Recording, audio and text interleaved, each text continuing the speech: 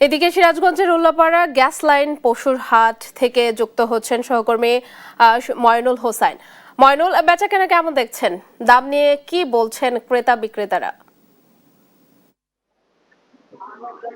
শেফালি, আসলে আপনি যেমনটি বলছিলেন, কয়েকদিন পরেই কিন্তু মুসলমানদের সবচেয়ে বড় ধর্মীয় উৎসব ঈদুল আজহা অনুষ্ঠিত হবে।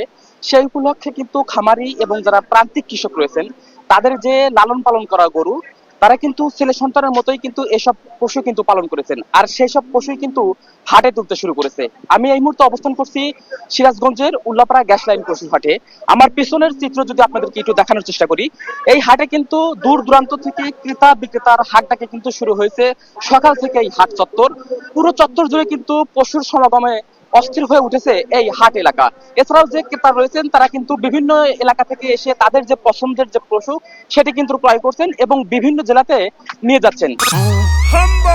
ভীম লিকুইড, এক ধোয়াতেই তেল চর্বি সব পরিষ্কার, মাত্র 50 টাকায়। আমরা সকালে দেখেছি, আসলে সকালের আবহাওয়াটা একটু ভালো থাকলেও তারপর কিছু সময় আগে থেকেই কিন্তু বৃষ্টিতে কিন্তু যে বেচা বিক্রি, সেটি কিন্তু একটু সমস্যা দেখা দিয়েছে।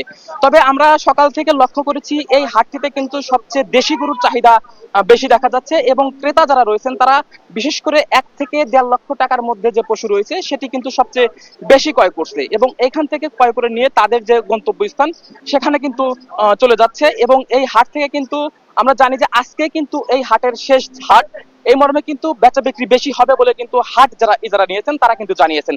আমরা বিভিন্ন সময় দেখেছি যে এই হাটে যে ক্রেতা ঢুকছে, বাহিরের ক্রেতা কিন্তু সবচেয়ে বেশি। তারা এখান থেকে অনেক পশু কিন্তু ক্রয় করে নিয়ে তাদের গন্তব্যে নিয়ে যাচ্ছেন। আমরা বিভিন্ন সময় লক্ষ্য করেছি পানি সম্পদ অধিদপ্তরের যে লোকজন রয়েছেন, তারা বিভিন্ন ভাবে মেডিকেল টিম গঠন করেছে।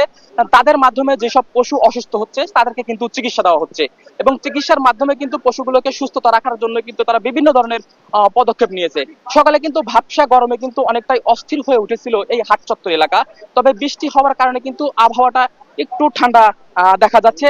আমরা দেখেছি যে আসলে আমি যদি আরেকটা বিষয় যদি আপনাকে জানিয়ে রাখি, এই উপজেলাতে কিন্তু মোট কোরবানির পশুর প্রস্তুতকরণ করা হয়েছে প্রায় 83,000 পশু। এই 83,000 বিপরীতে এই উপজেলায় মোট কোরবানির পশুর চাহিদা রয়েছে 43,000। তো সিরাজগঞ্জের উল্লাপাড়া গ্যাস লাইন থেকে এই ছিল আমার কাছে সর্বশেষ তথ্য।